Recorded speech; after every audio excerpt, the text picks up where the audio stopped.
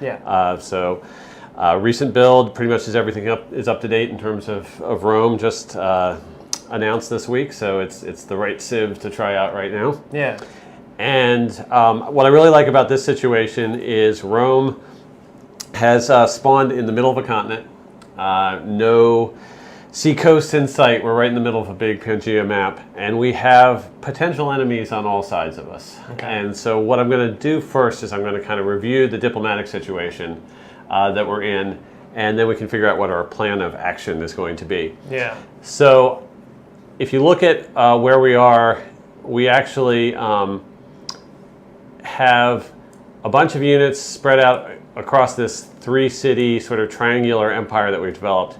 And to the north, you can tell that the top of the continent is there. Yeah. It gets tundra, then snow, then probably, icy waters cool up water. there. Yeah. So I have seen some barbarians to the north. And actually, this Legion unit here is just coming back from sort of scouting around up there, making sure that we're not about to get overrun with barbarians from that direction. Yeah. It looked pretty clear, so I think we're good to take military action in other directions right now. Well, if history can teach us anything, is that Rome doesn't have to worry about barbarians from the north. Yeah. Rome, barbarians, all good, right? Yeah. So there are 3 other civilizations around us. Yeah. And let's start to the east, where we have found the capital of the Japanese Empire. Not very far away. It's sort of just down the road from us here. Literally down the road, yeah. Not only is Kyoto close, but we know that Hojo, the leader of Japan, has different agendas, like all of our leaders in Civilization 6, that get him either excited or angry, depending upon what's going on. Right. So we have talked with Hojo a few times, and let's go ahead and bring up his diplomatic card. And currently at the moment, we actually have an unfriendly relationship with him. Okay. And we will take a look at that. Well, one thing we did is when we settled our second city, it was sort of right between our 2 empires. Yeah. So we knew that was near enough to him that was going to anger him a little bit. And he asked us to promise to stop settling cities nearby. And we're Rome. We're all about expanding our empire, settling cities, pushing things out. So we refused that. So again, those are the 2, the -3 and the -6 penalties you see there both came from that. Right. However, I have found out that his hidden agenda is he likes highly cultured civilizations. Oh, okay. And Rome has the special ability that every time they drop a city, they get a free building in the city center. Right. That's going to be the monument pretty much any time you play. For like an ancient era start. Right. The only other time it's going to be something else is if you're starting in an age where the monument comes for free. So if you're doing like a modern era start or industrial era start and the monument comes for free, then you might get Roman something. Sewers or something. Yeah, sewers or something like that as your free building. Yeah. But we had all these monuments in our 3 cities, so we were developing enough culture. We actually sort of have a little bit of a culture lead over everyone else right now. Okay. So he liked that. The other good thing is we were the first person to develop our religion. You can see we've got the time of day system on, and we are heavily into sunset right now. Yeah. But our religion is not about to set because we actually founded Neptunism. Nice. I figured that we're showing off the aqueducts and bath capability of Rome. And baths for everyone. Yeah, the god of the baths that I could come up with was Neptune. Yes. So Neptunism is going to sweep the world. And they're going to feed the world, and they're going to charge admission for the baths a little bit with the tithe. Sure.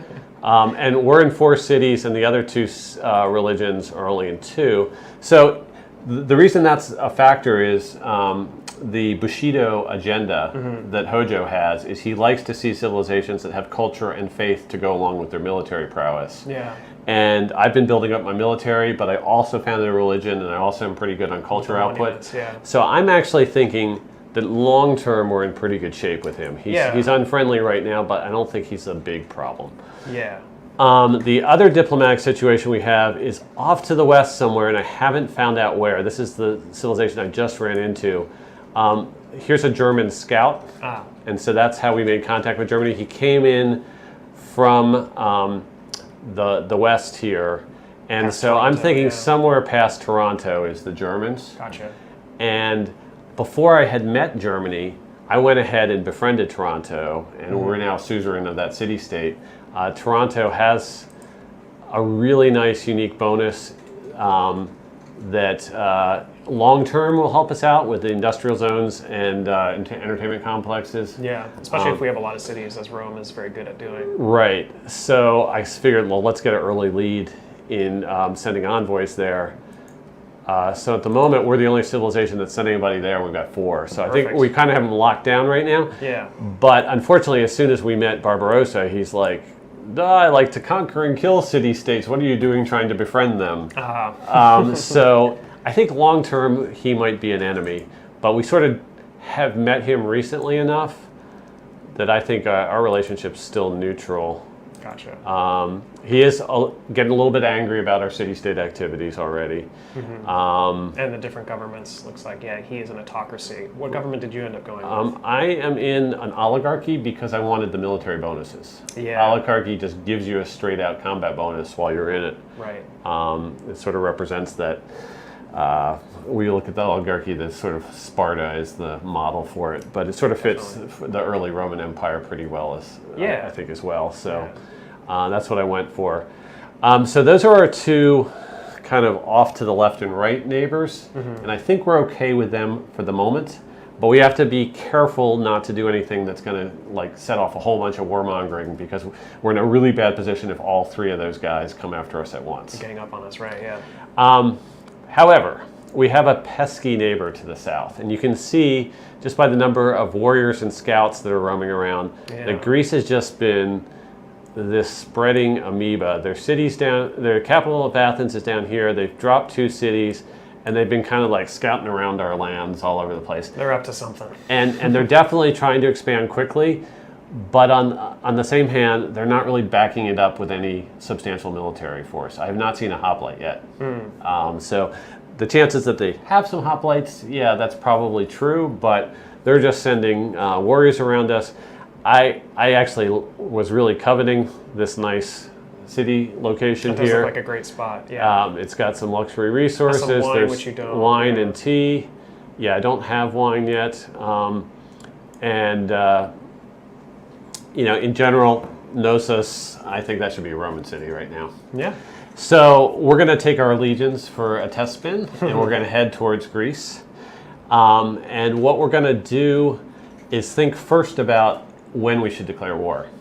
Okay. With our new diplomatic system and the casus belli and the formal war versus the surprise war, kind of the timing of this it becomes pretty important. And the earlier era you are in the game, you yourself, that's going to help keep down the warmongering penalties. And so one thing we need to think about is where we are on the tech tree and the civic tree. Right. So if we open up the technology tree, we're researching machinery right now. We can see that machinery is one of the first techs in the medieval era. So that would bring us into the medieval. Yeah. Right. So if we go ahead and wait 9 turns to declare war, we'll have finished machinery. We're going to have the medieval level warmonger penalty for doing that. And I would rather go with the classic penalty, which is much simpler. It's a lighter penalty. So actually, if I click on Pericles and I look at my casus belli tab and I see, if I declare formal war, it's only a light penalty right now. So it'd be perfect to declare on him anytime in the next 7 or 8 turns, say. Okay. So we're on the clock a little bit. We're on the clock a little bit, yes. And one thing we absolutely need to do is mobilize our forces. We have this one legion who went out scouting in the north. He's not in a good position to attack. We did build an encampment here right in the center of our empire to sort of be our muster point for new troops. Point, yeah. And our legion just finished building there in Rome, and we can keep cranking those out. I also have the Agog military policy in place, perfect. so Yeah. I'm getting plus 50% production towards legions. Basically any ancient or classical or melee or ranged unit. And we're racking up a nice legacy bonus for bonus experience as well. Right, and I have been running this wildcard policy to help recruit great generals. I think I may have been the first civilization to bring an encampment online. So we actually just got a great general, and we'll show everyone who that is, and that's Sun Tzu. Nice. So we're going to have Sun Tzu leading our legions, and we're going to roll over Greece. So he's the guy that wrote the book on it. So we should be good in having him take charge of our army here. Yeah, so he'll give a combat bonus and a movement bonus to anyone within 2 tiles. Right. That's kind of like of the same era. So the legions count for that. And we'll even look at, it might be a little tricky to see, but there's a green border here, which is showing where his area of effect is. Right.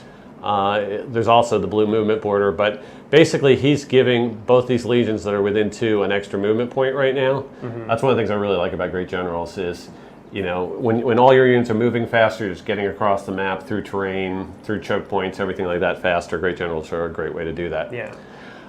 The other thing we're going to want to do is we are going to want to cut off Knossos from reinforcement and supply.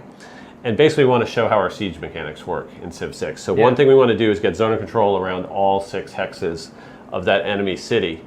And with the river cutting right by that city, there are going to be some... it's going to be tricky. Yeah, we have to make sure the zone of control doesn't go across the river. Right. So normally, like a great way to put a city under siege is just get a unit here on the west side of it, a unit here on the east side of it. Those 2 units, if they're melee units, would have zone of control to adjacent hexes. Boom, done. Yeah. But we can't do that with the river cutting through. We're going to have to leave a 3rd unit over on this side of the river, exerting zone of control to those 2 hexes on the north side. Otherwise, they'll be bringing in supplies this way. Yeah. So I think the first order of business is going to be clear out the warriors that he has north of the city. I'm going to send at least a legion, maybe 2 to the south. Mm-hmm. And probably Sun Tzu will be on that side of things because we'll need our extra movement on that side. And I think that should be good enough to take it down. And then do you have any ideas for a fort location? Because that's another unique thing that the legions can do. Right. Plop down a fort. That's a good idea. Is I think probably these uncontrolled tiles on the south side of the river. Our force that's going to be in most danger of attack is anyone that comes across the river here. Yeah. So if we could build a fort on this side to kind of lock down that area, keep those guys able to continue to exert the siege on Knossos, I think that'll be a good place to use that as well. Cool. The other thing we have to think about is, do we need a battering ram? At the moment, Knossos does not have walls. Does not have walls, yeah, interesting. So, that's like I said, he was expanding wildly, but without much concern for any military repercussions of it. So yeah, it's definitely a risk if you're building settlers and not walls and armies. Right, it's definitely a great time to take them down. So let's start moving some units. We'll go ahead and pull those 2 legions down to be our Southern Expeditionary Force. And then we have to choose production in Rome. Rome has our encampment built, so it's got so it's a good place. Production bonuses. Someone in the chat was asking too if the Legion requires iron, and the unique units of civs, as a general rule, do not require strategic resources. Right, especially early game ones, because we just didn't want a map spawn to like knock you out of your unique unit when you might have it early in the game. Now, in general, iron is around pretty frequently, although I don't think I saw some out to the west here. There's some by Ostia too, like on the far east there. Right, and actually we do have it locked down there. So that's typical for an iron spawn. You might have to work a little bit to get to it, but pretty much there's going to be some source of it available Not nearby. Too far, yeah. So let's go ahead. This archer is actually, we just have to move him 1 tile further down.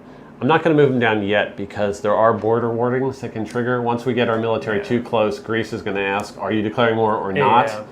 And it might tip him off too early. Yeah, we'd rather kind of hang back as long as we can. Gotcha. So we will just fortify him for now and go on to the next turn. And our legion coming from the north still needs some orders, so we'll get him moving, and now we're ready to end the turn. Okay, Japan has switched governments to oligarchy. That's good. That'll work in our favor. Yeah, they will actually like us better because of that.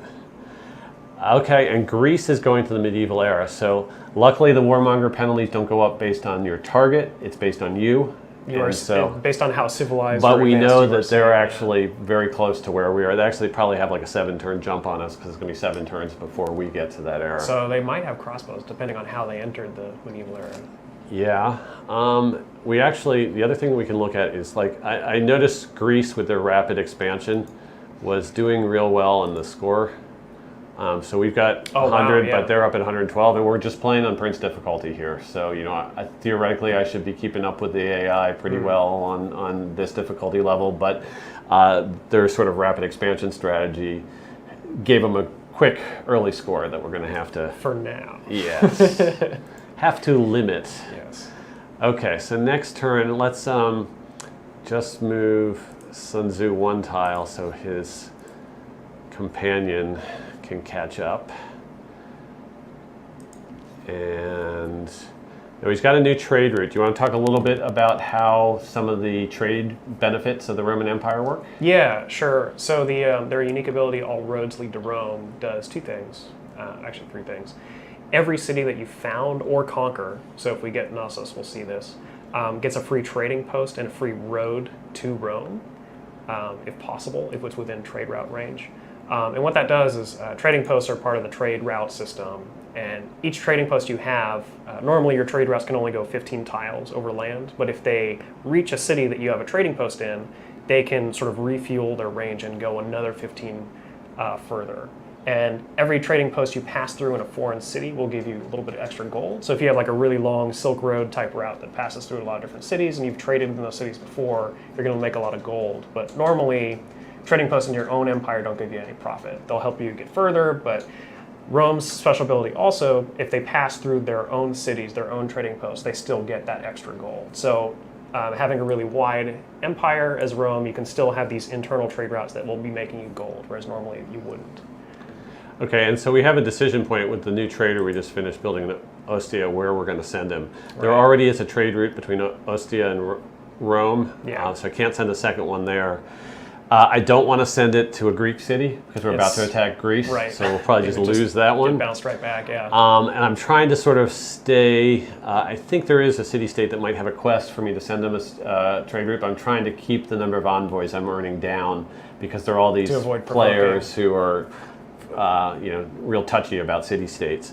So I'm actually going to send this one to Kyoto. It'll give us some more visibility into what's going on in the Japanese Empire, and so we can kind of keep an eye making sure that our attack on the Greeks will not be disturbed by the Japanese. Yeah, I like that move.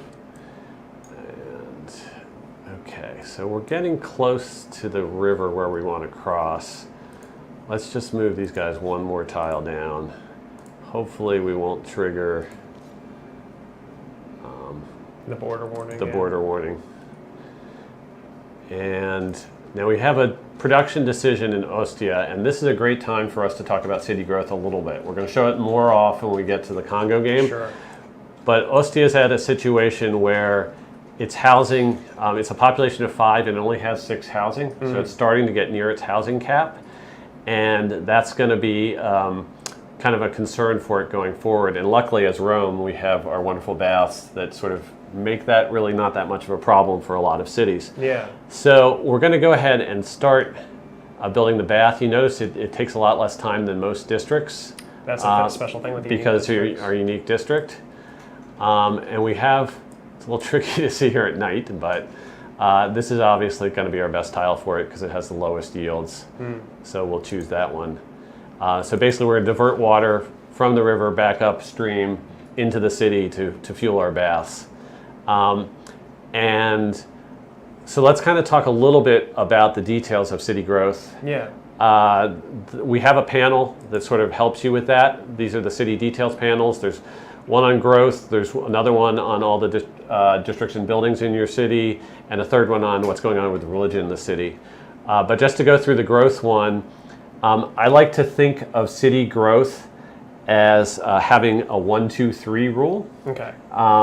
Because 1, 2, and 3 are like the crucial numbers for it. Yeah. The first thing to think about is it's a 1-to-1 rate relationship between what your population can be and how much your housing is. It's sort of a straight up pop caps. So for every 1 housing that you have, you can support a population.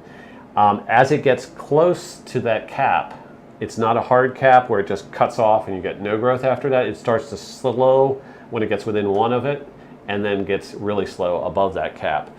So if we look at the housing panel here, In Ostia, we're getting 5 housing from the water. This is a list of all the different things you can get housing from. So once our BAT's online, we'll be getting some housing from districts. Right. And the key thing to see here is we're getting some housing from improvements. The farm and the plantation here each give a half point of housing. Yeah. And so that's sort of, I look at housing as coming in sort of 3 layers during the game. Initially, when your city is first founded, it all comes from, is there fresh water there? Then it becomes, how much land have you grabbed and improved around the city, because you're going to have farmers and shepherds and other people around your city. Yeah. And you can support some housing out in those rural areas. Yeah. And the third layer that really comes into play late in the game, especially when you don't need as much farmland and you're replacing farmland with suburbs and neighborhoods and that kind of stuff. Neighborhoods being our name of suburbs, but that's sort of how you look at it from a historical point of view, is now all of a sudden the housing goes into those neighborhoods. Yeah. And that's sort of the third layer of it. And so we don't have any of that yet. We're still just working on the water and just starting to get some of these improvements online. Right, we're still early. But when we look at the Congo cities later, we'll see all 3 levels of housing contributing there. Yeah. So back to the 1, 2, 3 rule, the number 2 is important because that's the important number for amenities. Okay. And you need 1 amenity for every 2 citizens in your nation. Although, like, the first 2 are sort of freebies. It's not till you hit population 3 that you really need an amenity. Right. Yeah. So if we go down, the amenities tab's up here. We have a population of 5. So we need 2 amenities. We need 1 at population 3. We need 2 at population 5. Right. And we actually are providing them with 4 different luxury resources right now. So we are +2 in terms of amenities. That makes their happiness level happy. Yeah. And all of a sudden, city growth's gone up by 10%, and all of the yields out of the city are boosted by 5%. So if we spend too much time at war, that can drag it down. If we let our treasury get bankrupt, that'll drag things down. There are a lot of ways amenities will fluctuate up and down, but right now we're in a really good place with it. And actually the baths will introduce even an extra amenity from that. Unlike the aqueduct, the bath will give a free amenity in addition to the housing bonuses. So right. It helps with the growth for sure. Okay. And then what's the 3? So the 3 is just, population is critical in this game because for every 3 population, you get to support a district in your city. Okay. So that's how I made it into the 1, 2, 3 rule. Is 1 for housing, 2 for amenities, and then that gives you population in chunks of 3 that lets you support districts. And districts are the fuel of the game. That's how you get great people. That's how you get extra yields in trade. A lot of the buildings come from them. Yeah. That's where you find places for buildings. Wonders need districts next to them. It's how you specialize your city. So that's really your goal, is to be able to bring as many districts online as possible, and every 3 points of population are going to give you another district slot. So if you have like a one giant population 21 city, it can support 7 districts, and that's going to be better in a lot of ways than 3 size 6 cities. Right, and there's some districts that don't even count against you. An aqueduct or a bath district. Right. Or a neighborhood doesn't count against that. And also any unique district your civilization is like really good at, like the Carnival district for Brazil or the Hansa for Germany. Right, right. Those are freebies as well. So you can end up with quite a few districts around some of your cities. All right, so back to war. Looks like the sun is rising and it's time to get our armies marching. Okay, so this guy is going to go and clear out some of those guys on the north side of the river. Those warriors, right. And let's advance another turn. So Hojo did come to us. You build your empire as the rising sun is. Powerful and brilliant. So yes, we have triggered his agenda. He has noticed that we have a strong military, probably because we've been building legions to get our military strength up. And he noticed that we're accompanying that with faith and culture. Which he very much approves of. Right. So we noticed that the unfriendly icon's gone there. He's now neutral. So we're definitely, both him and Barbarossa are neutral. Okay. All right, so we did it. We put too many troops on Pericles' borders, and he's asking us, come and fight or get those guys away. So this is, I think in Civ 5 you had to either declare war or say, oh no, my troops are merely passing by. There's sort of a new option here where you're allowed to ignore that in 6. There's going to be some diplomatic penalty for doing it, but it won't be quite as severe. Yeah. If we declare war here, it's considered a surprise war, and we're going to get the higher warmongering penalty. Right. So we're just going to pretend we never even heard him. The messenger was lost. Yeah. Okay, we got a civic boost towards civil service because we had just got a population 10 city. Yeah. And we also got one for construction because our water mill is now online. So Excellent. we're still, those are things, we'd set up ahead of time. So yes, we're going to come and smack Pericles soon, but now that he's already called us out for being on this border and we're going to take that diplomatic hit no matter what, we might as well move in and get fully mobilized. There's like a juicy trade route that he's sending up there too. Depending when war happens, we could plunder this that. one. Yeah, that's true. All right, so to decide what to build in Ravenna, if we're concerned he might put up walls, then I would go for a battering ram. Right. But otherwise, we might just want to go for more archers. Yeah. We have to be 3 legions. careful. Yeah. Because if we trigger the Trek boost for machinery, because we get to 3 archers, we would accidentally bump ourselves up to the next era. Right. And take the higher warmonger penalty. But we can afford to build 1, so let's go ahead and do that and build 1 archer. Someone in the chat earlier was asking if we lose population points, do districts get sort of deconstructed because you can no longer support them? And the answer is no. Yeah. They're still okay. You just have to have been at that population at one point in time. Yeah. And that will come, if you ever have a city trade hands in war, it's going to lose population when that happens. Yeah. And thankfully you don't have districts deconstructing on you or anything like that at that You'll point. have other problems, but the districts won't be one of them. All right, so we finished recorded history, which gives us a chance to look at our government and think about whether we want to make any changes there. We might be able to slot in something different. Yeah, we have our Sun Tzu. Sun Tzu's already here, so let's take our wildcard policy out. I went for this diplomatic policy because it lets us stack up envoys over time rather than get freebies when we meet city-states. We're not really in a scouting the map, meeting city-states kind of mode. Yeah, so might as well accumulate. So I'll keep that one on. We want to keep cranking out the legions as fast as possible, so these 2 are good. But I'm thinking maybe conscription to reduce our unit maintenance. Yeah. Since we're building a big army. Yeah. That might be a good way to go. So we'll conscript some Romans into our legions. Yes. And the next civic we want to work on, we have the boost for military training because we have an encampment. It would give us 2 new policies. Let's go ahead and grab that one. And Rome has finished a legion and is ready for 1 more. I think with 5, yeah, that would give us 5 legions. That should be, I think, enough to do the job here. That should be pretty good. Okay, and let's move 1 tile closer. Okay. Yep, 2 heavy chariots. Now, heavy chariots are the beginning of our heavy cavalry line. Right. They upgrade into knights and then into tanks. Yeah. So the cool thing about heavy chariots is, as the tank of the ancient battlefield, they can ignore zone of control. Yeah.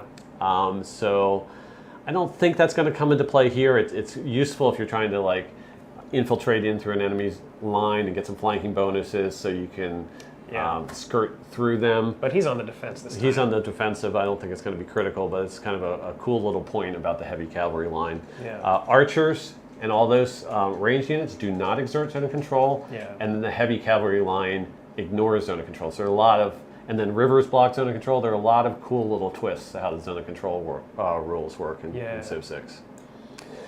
All right, who else needs orders?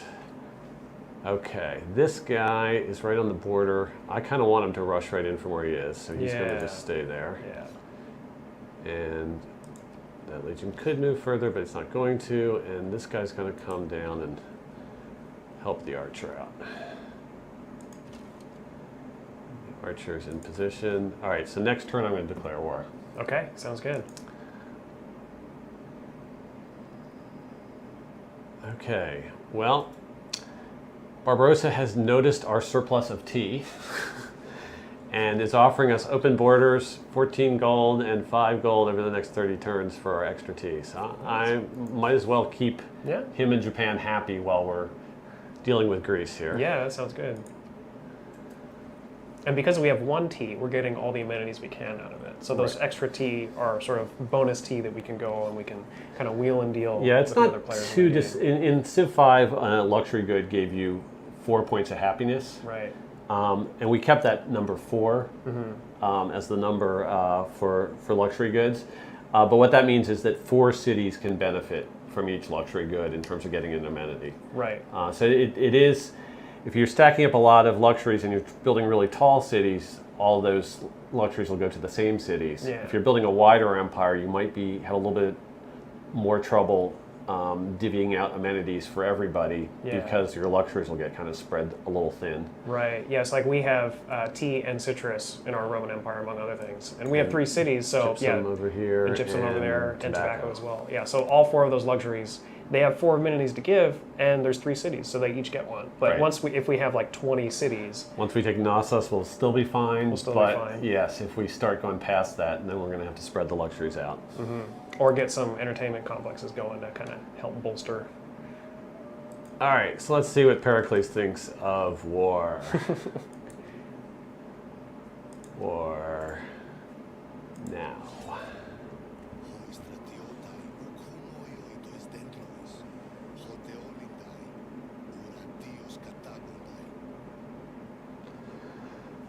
Very philosophical. Yeah, he waved his eyebrows at us, but I don't know if that's going to help his city survive. Okay, so back to the map. Now we have to do our maneuvering. I don't think we can get all the way around the backside of the city on the first turn. So it's probably going to heal this first turn. So I don't think we should actually worry about damaging the city at all. Let's go right after the military units. I agree. So we'll soften them up. This guy can make a direct attack on that warrior. This legion, let's bring him across the river. And let's do some damage to this chariot. And then Sun Tzu will get out on the flank. And I think that's invasion turn 1. Okay. Okay, and our trade route between Ostia and Rome has come up for renewal. I think probably... Once we get the Bath, we'll have more room for population. It might be better to send it out of Rome, though, because Rome's where we're building our legions. Yeah, because that's where the encampment is. So we could transfer the trader to why don't we Rome. transfer the trader to Rome and next turn send the trader out of there. Sounds good. All right. This legion, that's right, because we have Sun Tzu here, he still has a movement point, so we can make a second attack here. I wasn't planning on getting an attack with both guys. I was thinking 2 movement, but... Excellent. Yeah. And we got the chariot. All right. Captured the marsh tile. Okay, so in terms of zone of control, we have 1, 2, 3, 4, 5. It is only this woods hex here that we're missing. Yeah. So next turn, if we slide over onto the wine plantation, we'll have Knossos surrounded. So we can start damaging the city next turn, and we can be pretty sure, unless he gets reinforced, that it's not going to heal. The trade route's going to reinforce, right? It'll be fine. It'll bring supplies. Okay. Germany switched governments to Classical Republic. Oh, okay, our archer's getting assaulted across the river by the warrior, but... Good luck with that. He's a promoted archer. He's holding his own. All right, back to us. All right, so we're going to slide Sun Tzu and his guy over. Oh, wow, I was going to build a fort here and demonstrate that, and they just added the culture border grew around this guy. So let's move him forward. And then we'll have, There's a scout up there. It won't cause too much trouble. We should. let's take him out with our city strike here.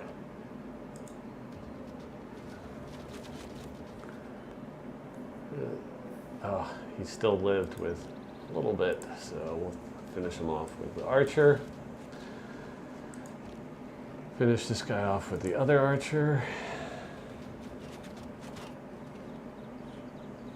Okay, and let's have this legion start to damage Knossos. It's kind of a tough attack over the river, but with it not having walls and stuff, we're definitely going to hurt it a little bit. And we'll bring up reinforcements. And this guy again can make another attack, even though he moved, but he still got, yeah, he still got the extra movement points. So we'll damage the city further. So yeah, this is looking good. Yeah, it's pretty easy work here. Chariots and warriors against and unwalled cities against Legions the power and of Rome and Sun Tzu. Yeah, it's just not gonna hold up. All right, we may not even need to build another legion, but heck, we're playing as Rome. Let's build one more. And now we have our trade route up here. We can send it out to maximize our production. So we'll send it back to our city of Ostia. And I want to show that the city doesn't heal, so we will not attack with this guy. Okay.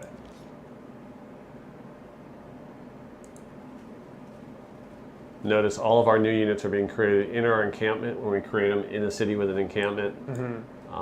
Just sort of helps with the normal stacking you have in the city. If you have boats created in a city with a harbor, they get created out in the harbor tile. If you get religious units created in a city with a holy site, they get created out in the holy site.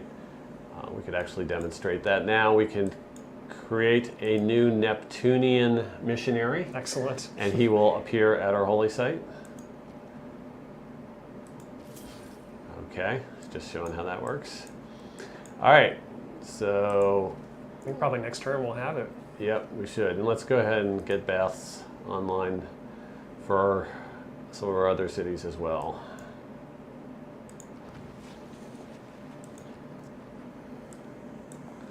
So let's see what the Greeks, whether they have any kind of response. They might end up pillaging some of our trade routes. Our trade route out to Japan could be in trouble here. Yeah. There's a lot of warriors up there. I forgot about that.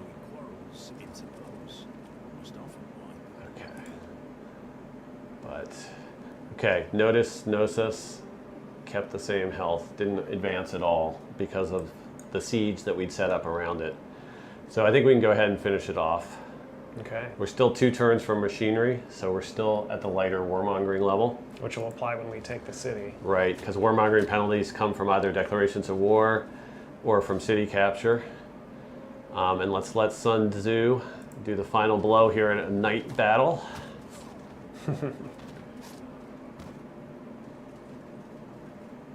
Awesome. Okay, and Knossos is ours. Okay, so last thing I wanted to demonstrate before we turn to the Congo game is just having a legion build a fort.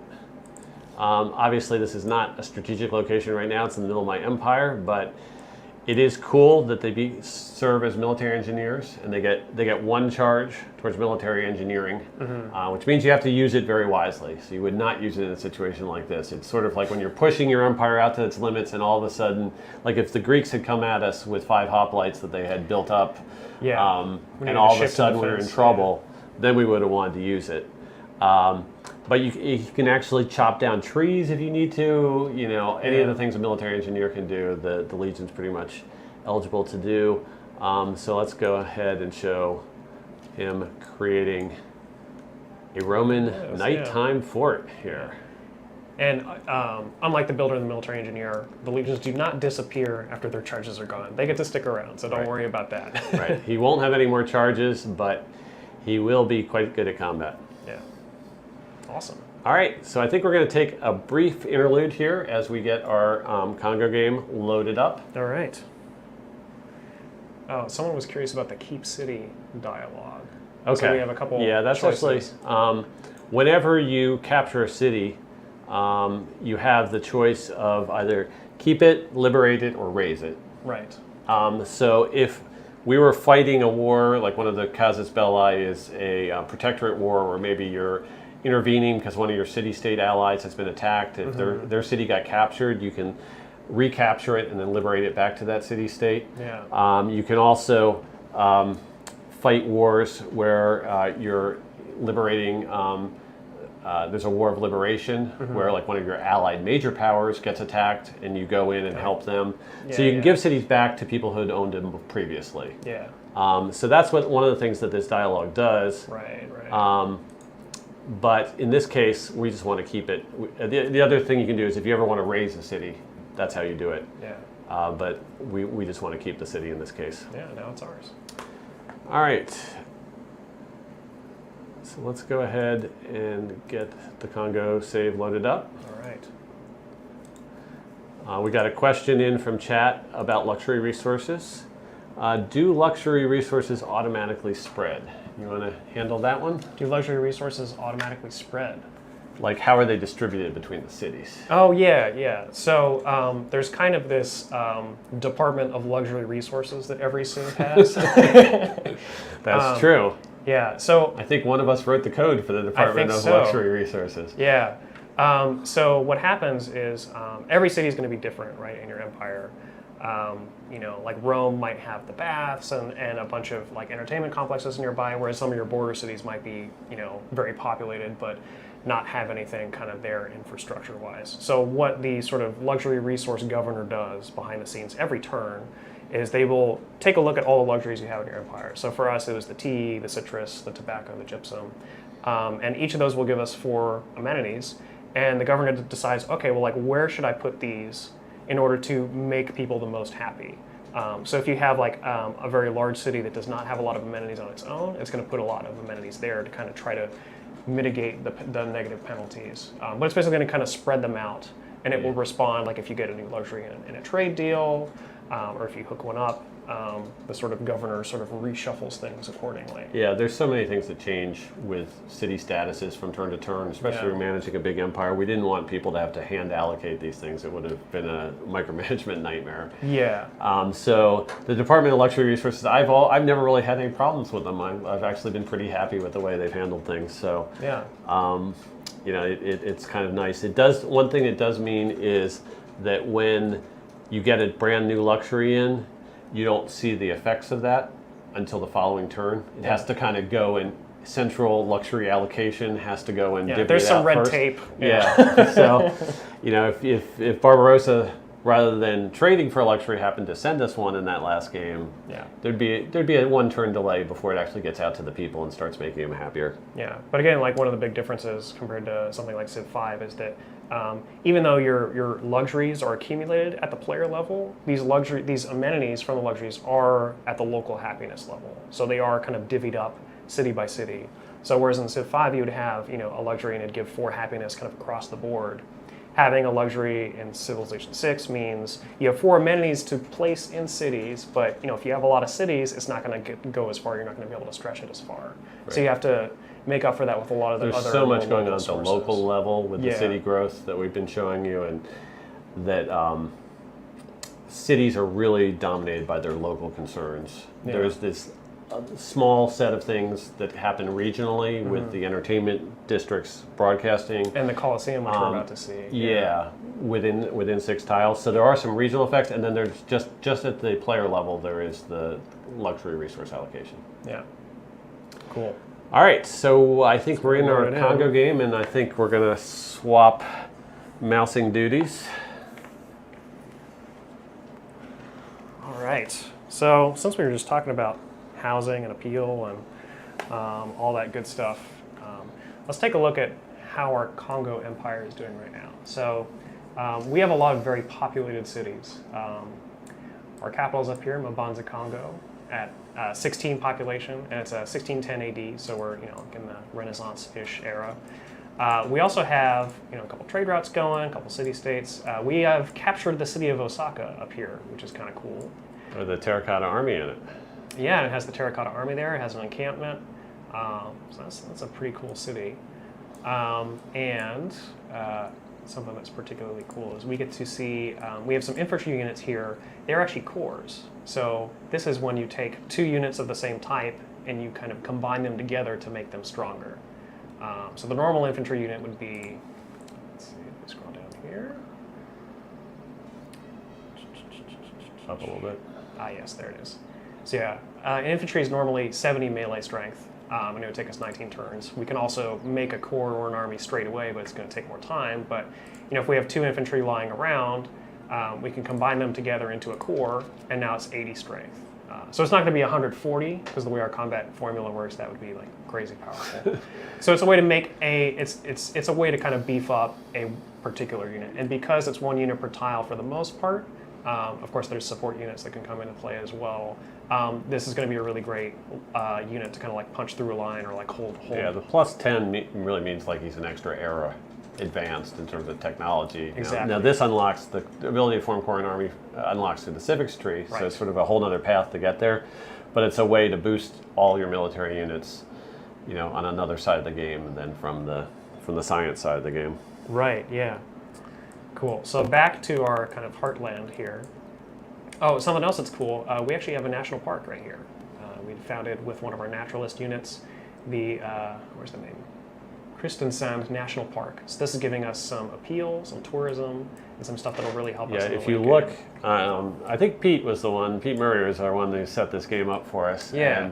And he's really pushing culture. You can see up at the top bar the tourism output right now. Yeah. 217. That's pretty good. Quite strong. So he's well on the way to a culture victory in this game. Yeah. So our 3 cities here kind of like have an interesting setup. So they're all pretty high population. Kinshasa here. So if we open the city details panel, again we can like kind of see the 1, 2, 3 rule at work. So we have 27 housing for 16 citizens. So we have a bunch of the unique district for the Congo here, the Mbanzas. So we got one here, we got one here, we got one here, we got one here. And what the Mbanza does, it's a replacement for that neighborhood district that you were talking about earlier. Mm-hmm. And the way that neighborhoods normally work is that, they'll give you housing, but the amount of housing depends on kind of like how cool of a tile it is. And we measure the coolness of tiles in what's called appeal.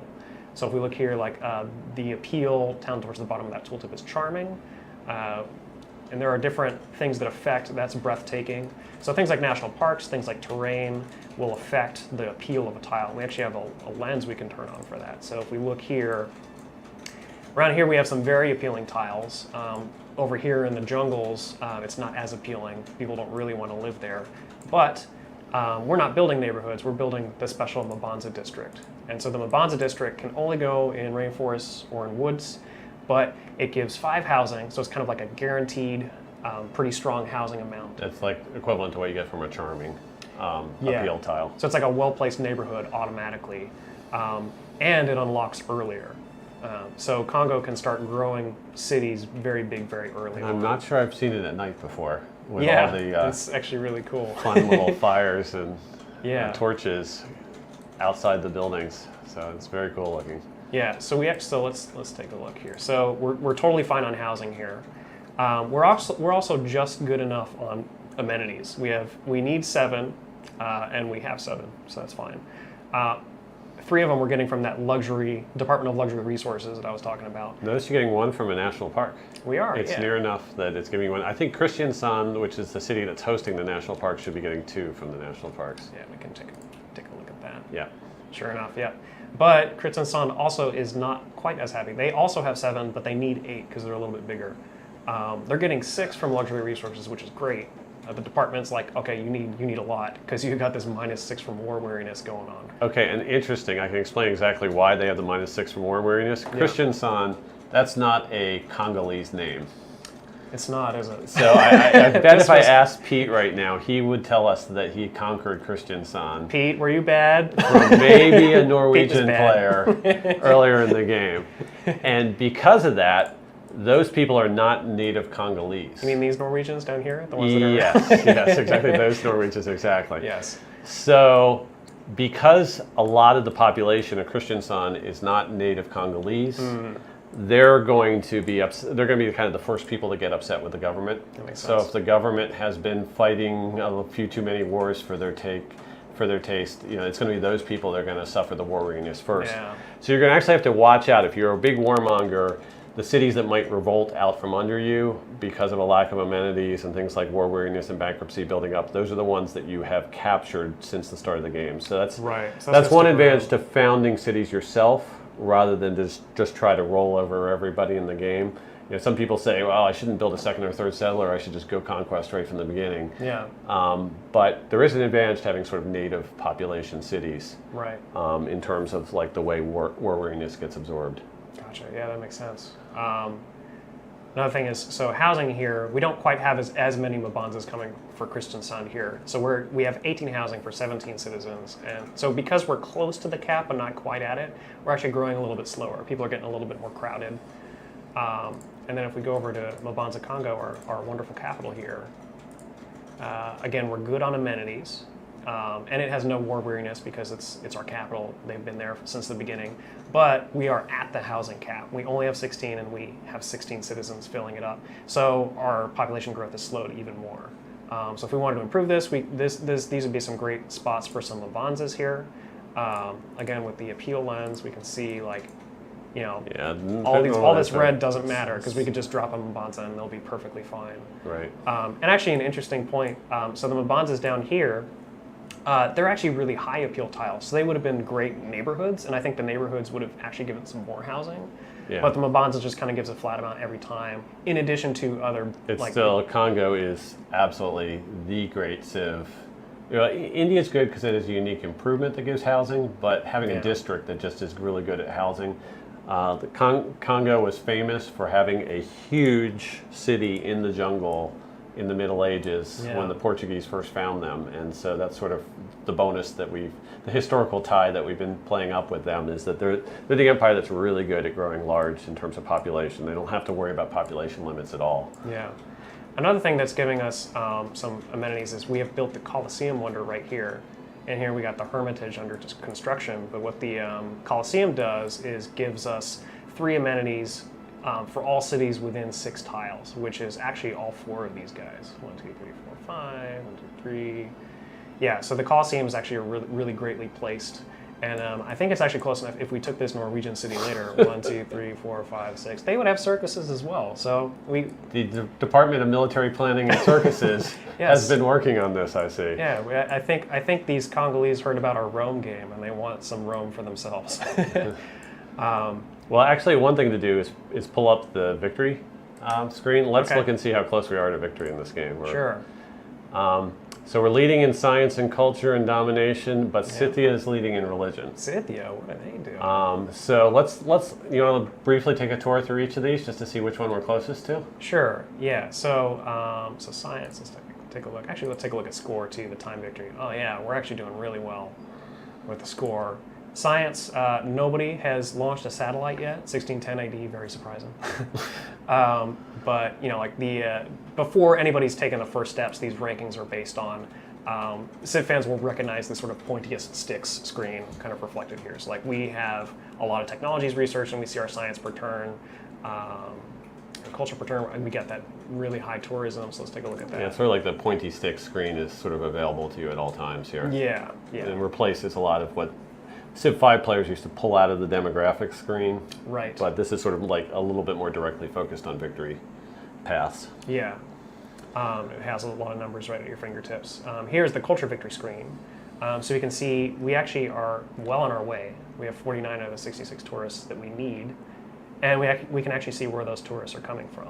The Spanish visiting us the most. Yeah.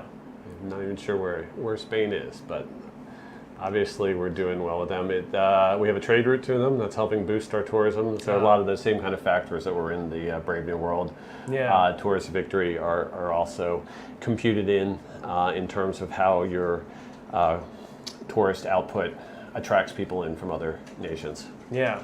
And then let's see, Norway here. Okay, we actually have a penalty to tourism because we're different governments. Right. So they don't quite see eye to eye with us. That's probably why they're less of them than Spanish. Yeah, some that other have visited stuff. us. And one question that keeps coming up with Congo, and we're about to get to the religion victory screen, is can Congo, because they're limited, they can't found a religion, actually win a religious victory? Yeah. And that actually is not possible. Yeah. You have to found a religion in order to claim a religious victory. Even if you take over a holy city of another religion, it doesn't really count. You never have your own religion. Yes, it has to be your own religion that takes over the world. Yeah. We have been playing quite a lot, as you'd imagine, being a month out from release, and we are seeing a lot of religious victories right now. It's definitely a factor that people are, we're having people kind of not taking it into account that a religion victory is sort of one of those earliest possible victories. And it can kind of sneak up on you. And I think that's actually happening this game. Looking at this screen now, Scythia is actually more than halfway to converting the entire world to Sikhism. So everyone, it looks like everyone probably on our continent, we have Norway, us, themselves, Spain, and Japan are all converted to Sikhism. So there's another continent over here. It looks like they are the Eastern Orthodox. So they are, for now, safe from Sikhism. But yeah, if we don't watch Scythia carefully, they could easily run away and get I do think victory. we're well on the way to the culture victory. Yeah. And it's gonna, this is a lopsided enough game that I think we'll have a culture victory before we get all the way up to the modern era. Yeah. So I think that probably Congo's in good shape to win that, but I would actually get some boats out in that ocean and just make sure Scythia I think is below us here, and they could send their missionaries by sea over to that other continent without us really noticing it, unless we send some boats out and scout for that. So that would actually be one of my next moves in this game. Yeah, so maybe Scythian missionaries on the way to the new continent have some unfortunate shipwrecks out in the ocean. We could, have a navy. I don't know if we have a navy, but we might want to build one to interdict the Scythian missionary rush to the other continent. We've got a city on the coast here, and Mabanza Congo could probably support a harbor. So yeah, we could get some ships going. We do have Caravel here. So Send that south right now. Let's see if we uncover a Scythian missionary, I'll laugh. Oh, and England's actually trying to come over to our continent and convert some folks to Eastern Orthodox. So maybe that'll hopefully help that means that the Eastern Orthodoxy is healthy and vibrant and not in any danger of being snuffed out.